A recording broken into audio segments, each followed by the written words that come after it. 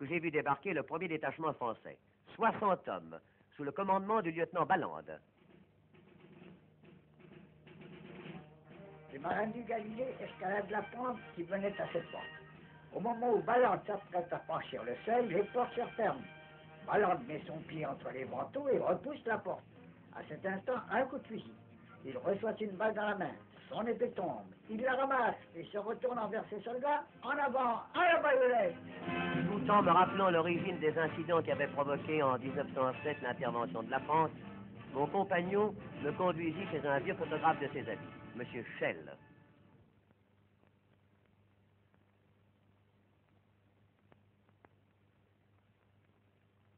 Celui-ci nous montra l'arbre qu'il avait planté, la maison qu'il avait construite de ses mains, et s'en alla chercher des documents qui allaient nous permettre d'évoquer la vie de Casablanca au début de la présence française. Des photos, des journaux, et même de vieux films muets.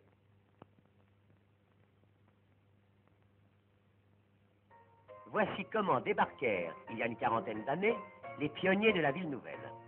Les paquebots mouillaient au large. On transbordait les voyageurs dans des barcasses. Pourtant, l'unique grue du pays n'allait plus suffire au déchargement des marchandises. Meubles, machines, matériaux de construction, le pays s'équipait. À la porte de Bab el-Souk se tenait un marché. L'endroit fut baptisé Place de France. Dès 1912, un chemin de fer à voie étroite la traversait, reliant Casablanca à Rabat puis à Fès. Les premières automobiles faisaient leur apparition. On envoyait des cartes postales aux amis de France. Et comme les rues n'avaient pas encore de nom, on se faisait adresser son courrier poste-restance. La ville naissante avait une petite allure de Far West. On y fréquentait beaucoup le café-concert, l'Eldorado, l'Olympia, le seul établissement de Casablanca éclairé à l'électricité, annonçait la vigie marocaine qui, dès sa parution, en 1908, se couvrait de publicité. Le commerce prospérait, les entreprises se multipliaient. L'industrie automobile prenait bientôt la place qui lui était dévolue dans ce pays aux vastes étendues. Et les capitaux affluaient, tandis que les terrains faisaient l'objet d'une intense spéculation. Courtiers intermédiaires se réunissaient au café du commerce, où les affaires se traitaient sur un coin de table. Les lotissements proliféraient au hasard, compromettant l'avenir de la cité. Il était temps que Lyautey débarquât.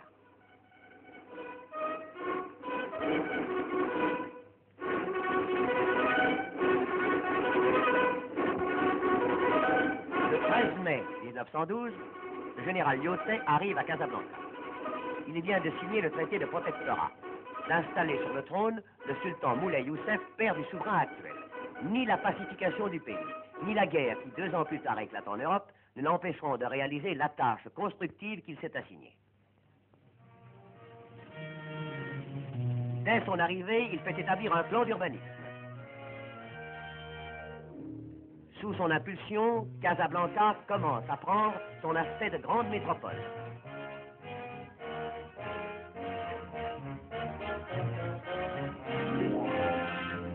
Là où il n'y avait encore que des terrains en friche, les maisons surgissent. La place de France se transforme, s'élargit, s'entoure d'une ceinture d'immeubles modernes.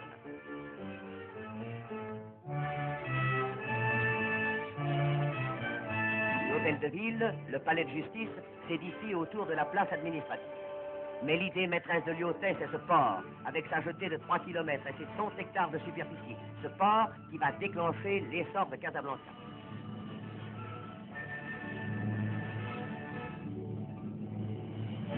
Quand j'ai conçu ce port, tout le monde a dit « Lyautey voit trop grand, il est fou ». Moi, je pensais « Ce pays-ci est un grand pays ». Un grand pays, dont les immenses ressources étaient encore à peine soupçonnées. Pour comprendre la pensée de Lyautey, il faut se rappeler ce qu'était le Maroc au début de ce siècle. Un pays replié sur lui-même, figé dans une civilisation féodale qui avait brillé de tout son éclat à la grande époque de l'islam. Je me trouvais en face de M. Paul Guillemet, ami et collaborateur de Lyautey.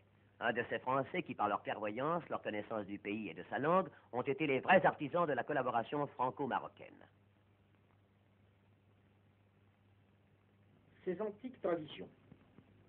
Ses côtes inhospitalières avaient longtemps tenu le Maroc à l'écart des influences occidentales.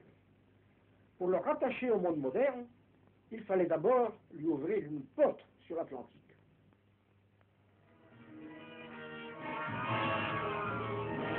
Plusieurs petits ports s'échelonnaient le long d'un littoral sauvage. Mogador, Safi, Mazagos. Mais c'est la bourgade de Casablanca, un point insignifiant sur la carte, qui allait devenir la capitale économique de ce pays noble.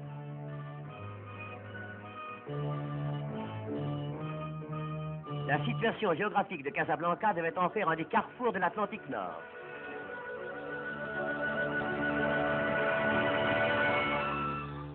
Et plus tard, l'escale privilégiée des lignes aériennes qui relieront l'Europe à l'Amérique du Sud.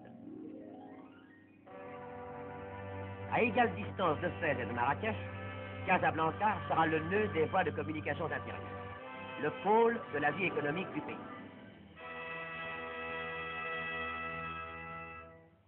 « 1600 km de voies ferrées, 13 000 km de routes à grand trafic, 32 000 km de routes locales drainent aujourd'hui vers le port de Casablanca les produits du sol et du sous-sol.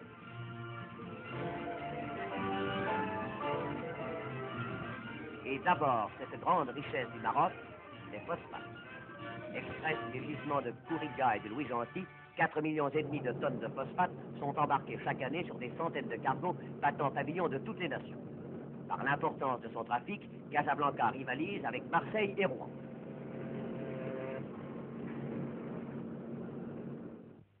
Minerais de manganèse, minerais de plomb, de zinc, de cobalt, minerais de fer, le Maroc exporte les produits d'un sous-sol qui fournit aussi du charbon et du pétrole.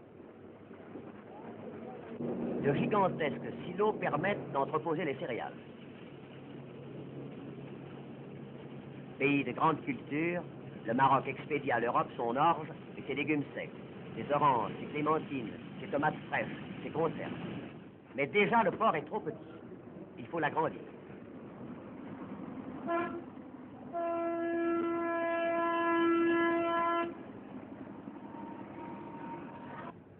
Ces blocs de béton, 100 tonnes d'une seule coulée, sont immergés sur l'emplacement d'un nouveau môle où pourront accoster les navires, souvent contraints de faire antichambre dans la rade.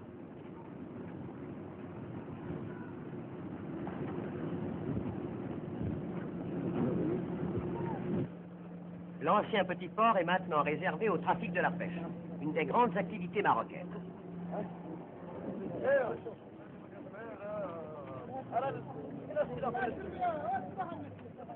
Le port de Casablanca alimente de nombreuses usines de conserve de poissons. Industries alimentaires, industries métallurgiques, minoteries, brasseries, fabriques de vêtements et de chaussures. Le mouvement du port a fait surgir des centaines d'usines qui transforment sur place les produits agricoles et les matières premières importées. Ainsi s'est formée l'agglomération industrielle des Roches Noires qui s'étend à l'est de la ville sur une distance de plusieurs kilomètres. Une nouvelle centrale thermique vient d'être mise en service. 170 millions de kilowattheures en 1952.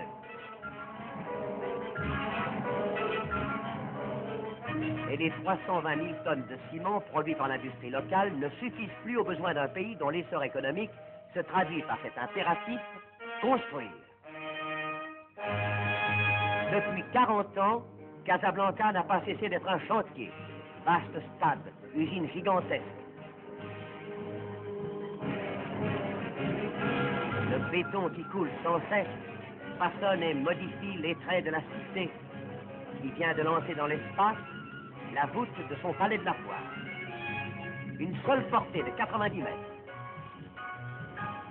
Construire, parce que la population augmente de jour en jour, parce qu'il n'y a jamais assez de maisons, d'entrepôts, d'ateliers. Au centre même de la ville, chaque jour, un nouveau chantier s'ouvre. Chaque jour, un immeuble s'achève. Ainsi s'explique l'étonnante croissance de cette ville champignon qui s'étend sur une superficie égale à la moitié de Paris et dont la population atteint aujourd'hui près de 7